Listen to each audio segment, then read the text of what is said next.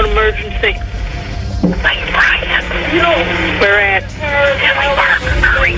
Stay on the line. Stay on the line. Let me get you to Tinley Park. Don't hang up.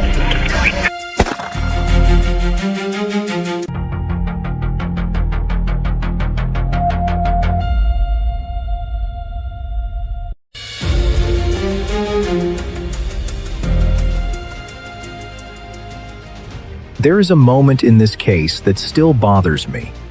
Not because investigators had no evidence. They did. They had a surviving witness. They had a description of the killer's face. They had his voice. They had fingerprints. They believed they had DNA. They had surveillance footage. And they even had something as distinctive as a braid hanging down the side of the killer's face, decorated with green beads.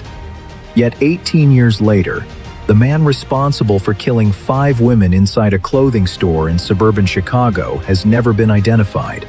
We Knox Files. And tonight, we're opening a case that still haunts investigators nearly 2 decades later.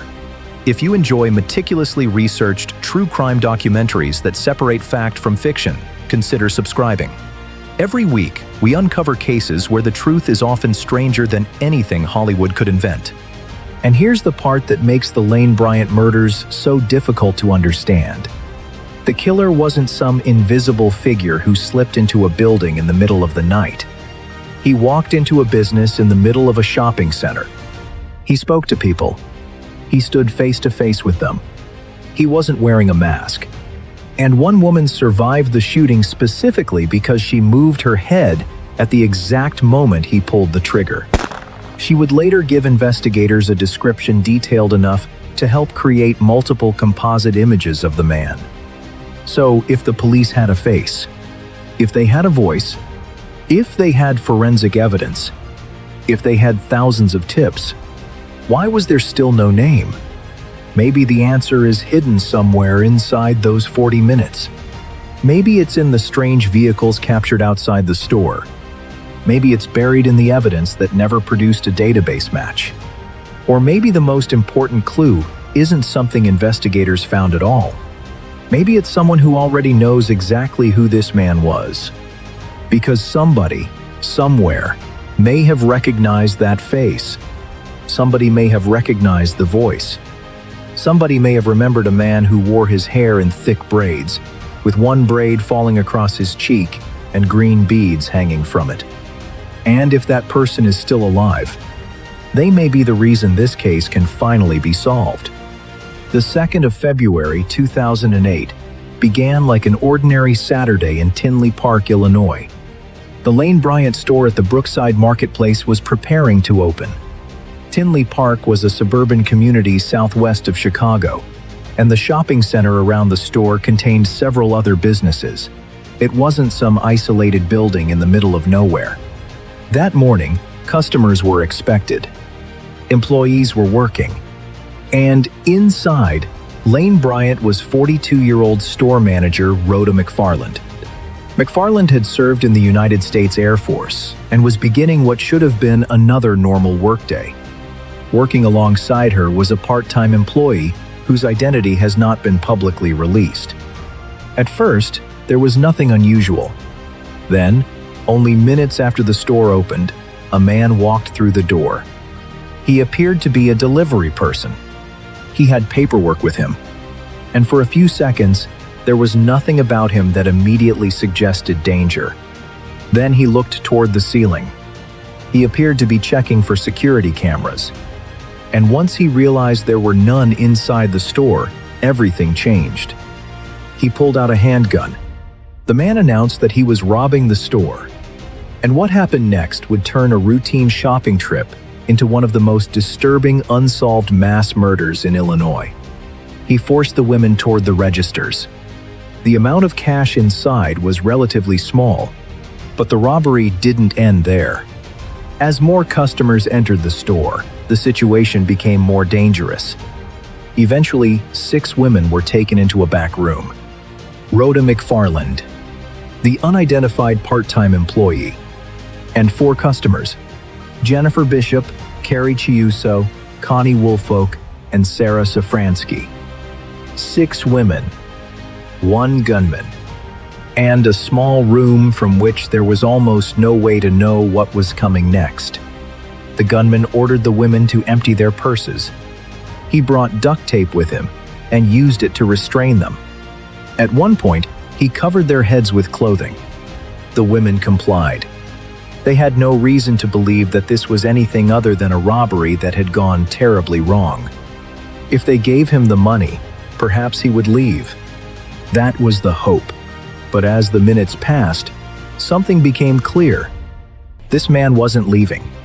And then came the moment that would become one of the most important pieces of evidence in the entire investigation. At approximately 10:44 in the morning, Rhoda McFarland managed to free her hands. She could have tried to run. Instead, she reached for her cell phone, and she called 911. One emergency. Lane Bryant. Where at? Tinley Park, hurry. Stay on the line. Stay on the line. Let me get you to Tinley Park. Don't hang up. Think about that decision for a moment. She wasn't alone.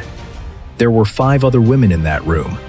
She knew the gunman was still nearby, and she knew that making that call could get her killed. But she made it anyway. 911 emergency. McFarland identified the store. She told the dispatcher where she was, and then she pleaded for help. The call was short, but it contained something investigators desperately needed: the gunman's voice. At some point during the call, the gunman realized what was happening. He returned to the room. He shouted at McFarland, and then the phone call ended. Gunfire followed. Minutes later, a police officer arrived. He had been responding to another call at the nearby Target when the emergency came through. The officer reached the Lane Bryant store at approximately 10:46 a.m. 2 minutes. That's how close law enforcement came. But when police entered the store, the gunman was gone. Inside the back room, 5 women were dead. Rhoda McFarland, Jennifer Bishop, Carrie Chiuso, Connie Woolfolk, Sarah Safransky. The surviving employee had been shot in the neck, but she was alive. She had moved her head just before the gunman fired. That tiny movement changed everything. The bullet missed vital areas, and after the shooter left, she played dead until police arrived. She would become the case's most important witness, and what she remembered was extraordinary.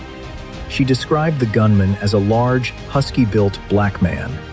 She estimated that he was between 25 and 35 years old, approximately 6 feet to 6'2", and weighing somewhere around 230 to 260 pounds. He was wearing black jeans with writing or rhinestone-style decoration on the back pocket. He wore a black jacket and a charcoal gray knit cap. But it was his hair that made the description especially distinctive. His hair was braided. He had a receding hairline. Several thick braids were pulled back, and one of them hung down along the right side of his face. At the end of that braid were green beads. Not a generic description. Not simply a man with dark hair. Green beads. A very specific hairstyle. A very specific face. A very specific voice. Investigators now had something they could work with. A composite sketch was created. Then another. Later, a more lifelike 3D composite was produced using facial identification technology. Each time the image was released, investigators hoped someone would look at it and say the words they desperately needed to hear. "I know him." Tips came in, but none produced an arrest. And then there was the voice. The 911 recording captured portions of the gunman's speech. The audio was difficult to understand. Some words were muffled. Different listeners interpreted parts of it differently, but his voice was there. For investigators, that mattered. Because a face can change. Hair can be cut. A beard can be grown. Clothing can be thrown away. But a person's voice can remain recognizable. The public was urged to listen. Maybe someone would hear that voice and immediately know who it belonged to. But again, no breakthrough came. Then investigators found another piece of the puzzle: surveillance footage. There were no cameras inside the Lane Bryant store, but investigators gathered video from surrounding businesses. They eventually focused on footage showing two vehicles near the store around the time of the murders. One appeared to be a dark-colored SUV. The other was a smaller sedan. According to the investigation described in the transcripts, one vehicle arrived around 10:39 a.m. The second arrived around 10:40. Both left around 10:46. The timing was interesting, but investigators couldn't simply declare those vehicles belonged to the killer. They couldn't even clearly identify the make or model. The footage was poor, and even after technological enhancement, investigators were unable to obtain a usable license plate number. That left them with another frustrating question. Were those vehicles connected to the murders? Or were they nothing more than ordinary cars belonging to people shopping at the same center? And this is where the case becomes even stranger, because almost everything about the crime seems to point in two different directions. On one hand, the gunman appeared poorly prepared. He entered early in the day, when there was relatively little cash in the store. He chose a busy shopping center. He stayed inside for an unusually long period of time. He didn't wear a mask, and he appeared to react emotionally when things didn't go the way he wanted. That sounds like someone improvising, someone desperate, someone who walked into a robbery without fully understanding what he was about to do. But then there's the other side. He brought duct tape. He carried a firearm. He knew how to control multiple victims. And when he realized those women had seen his face, 5 of them were killed. So what was this? A robbery that spiraled out of control? Or something more deliberate? Investigators considered both possibilities. The robbery theory remained prominent, but they also explored whether the gunman had some personal connection to one of the victims. That theory never produced evidence establishing such a connection. And that's important, because when you're trying to solve a case like this, theories are easy. Proof is much harder. In the weeks after the murders, investigators worked through a mountain of information. They searched the surrounding area. They collected physical evidence from the store. They examined fingerprints. They examined shell casings. They worked with other agencies. They reviewed surveillance footage, and they followed tip after tip. Within the first weeks, the number of tips was already climbing rapidly. Over the years, that number would grow into the thousands. More than 5,000 leads were eventually reported in connection with the investigation. Think about what that means. 5,000 separate pieces of information. 5,000 names, stories, suspicions, possibilities. And somewhere inside all of that noise, investigators believed the answer could be hiding. But the forensic evidence presented its own problem. Investigators had evidence they believed could potentially identify the offender. There were fingerprints. There was DNA evidence. The material was submitted to law enforcement databases, but no match came back. And that's one of the most frustrating realities of forensic investigation. Having DNA doesn't automatically mean you have a name. Having a fingerprint doesn't automatically mean you have a person. A database can only give you a match if the person you're looking for is already represented inside that system in a way that can be compared. If they aren't there, the evidence can sit silently for years, waiting. And that may be exactly what happened here. The gunman could have never been arrested for an offense that placed his DNA into a searchable database. He may never have provided usable fingerprints under circumstances that would connect him to the case. Or the available forensic evidence may simply not have been sufficient to produce a match. And that leaves investigators with something almost cruelly simple.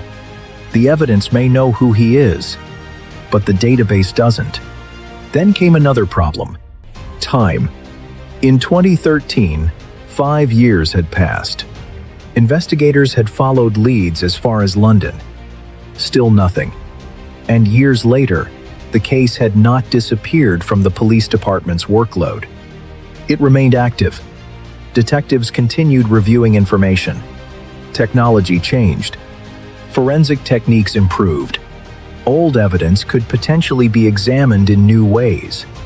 And that matters because a cold case isn't necessarily a dead case. Sometimes the evidence doesn't change. The technology does. A fingerprint that couldn't be interpreted years ago may become useful later. DNA that once seemed too limited may become more informative. Old surveillance footage can sometimes be enhanced, and databases continue to grow. The man who wasn't in a system 20 years ago could eventually enter one. That's why cases like this can remain dangerous for the person responsible. Time can make memories weaker, but it can also make technology stronger. And then there is the human element. The one thing no database can replace. Someone may know.